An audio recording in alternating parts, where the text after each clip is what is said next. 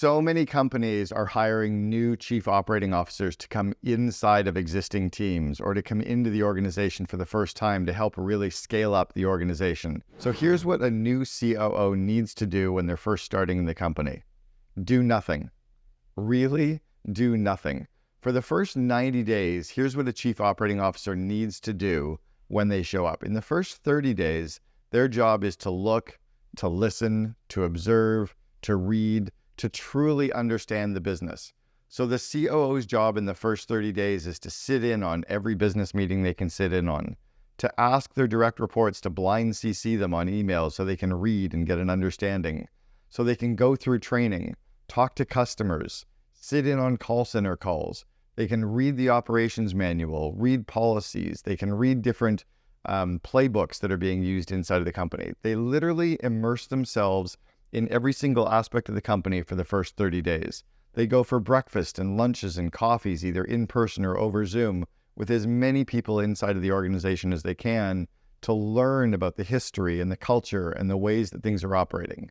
And in that first 30 days, they keep a notebook and they write down all the things that they observe, things that they want to change, ideas for things that they want to put in place, maybe people they need to fire or promote or change jobs with.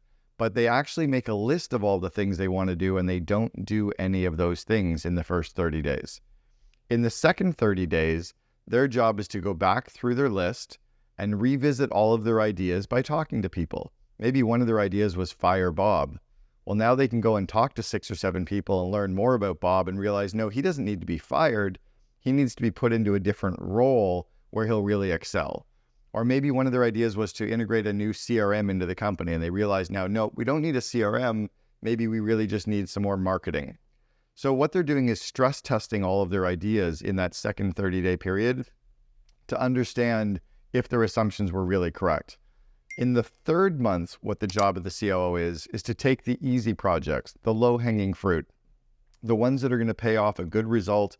Maybe you're going to pay off a result for the next couple of years, like launching a satellite will pay dividends forever. It takes a lot of work to get it up into orbit, but then when it's in orbit, it works forever for free. Their job is to find a lot of projects that are easy to put in place, that don't take a lot of people, time, and money, that will give a really good result. In that third month, if they're putting those projects in place, the rest of the employees in the company, their direct reports start thinking, wow, this person's really great. Look at all the things that they're doing that are paying off the result, that haven't had a high PITA factor, a high pain in the ass factor. In that first 90-day period, that's what allows the COO to get started up, to really understand the organization and to get momentum so that in the second quarter, they can start working on the big, hairy projects. Now, if you like this content, check out the advanced leadership lessons below. You'll love the content I'm sharing here as well.